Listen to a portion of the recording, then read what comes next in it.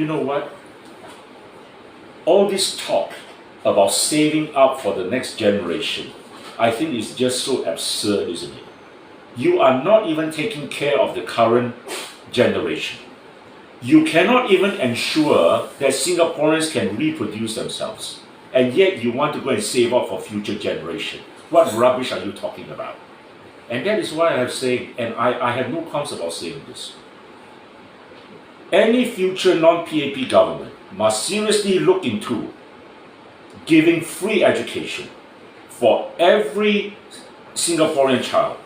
You know, if I'm in government and I want to encourage Singapore parents to have more children, I will tell them, your children will have free education from primary till university. Why are we spending hundreds of millions of dollars every year on foreign students, giving out scholarships, bursaries? All right? And yet Singapore parents feel compelled not to have children because they think that it would be unfair to bring children into this world whom they cannot properly nurture their full potential. And I think this is something we have to seriously consider. Instead, we have this bunch of MPs every day in Parliament telling us, oh, we can't use more than 50% of the NIRC or whatever they call it. All right? Yeah? They want to save for the future. And I say, you know, you are pathetic. You are neglecting your fellow Singaporeans. Yeah? Hui Hui, do you have any advice for the government as to how to be as productive as you are? If the government take care of our public housing, if the government give things like for example, I think one of the issues that people are not having children early is that they don't have a place of their own. So because of this housing issue, that is why people are not reproducing. They also need to take care of our public health care system. A lot of people say that it's very expensive to give birth in Singapore.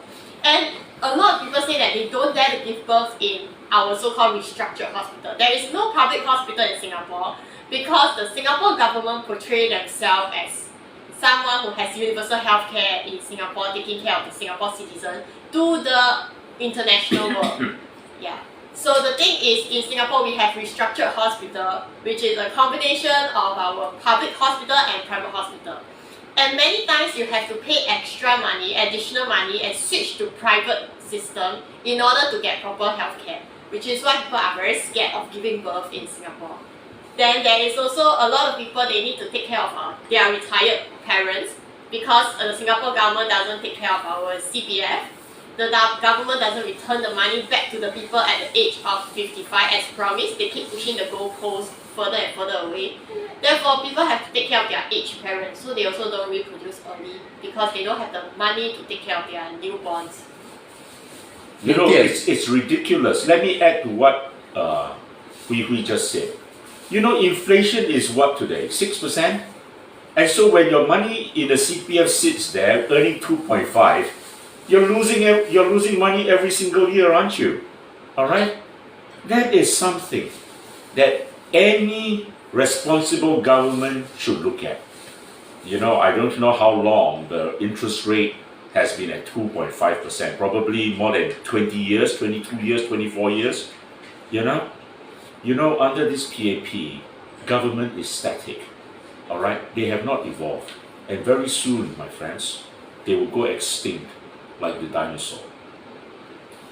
The CPF ordinary account rate at 2.5% has been the same since 1999, and we believe it is the lowest rate of return of all national pension funds in the world since 1999. So let's get to the main topic for today. Hui Hui, how much money have you managed to crowdfund? So we are making this live video because of the AGC targeting this bank account specifically, and we need to raise a total of 22,500 plus, but we have raised 3,900 something. Yeah. Why do you think you're so unpopular, Hui Hui? Only got $3,000.